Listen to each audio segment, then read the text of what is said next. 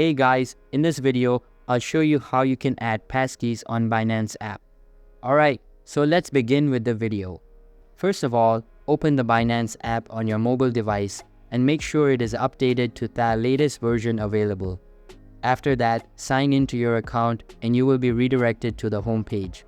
Here, tap on the Binance icon at top left corner and this menu will open up. Inside it, a bunch of options will be displayed.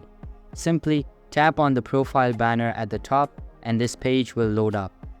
Now, access the security section and all of the available security methods will appear. Here, select Passkey and then tap on Add Passkey.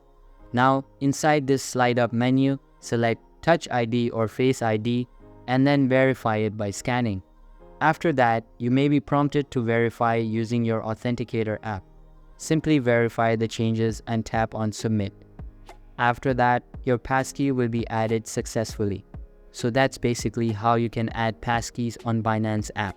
So that's all for this video. Consider subscribing if you find it helpful, and I'll catch you in the next one. Thanks.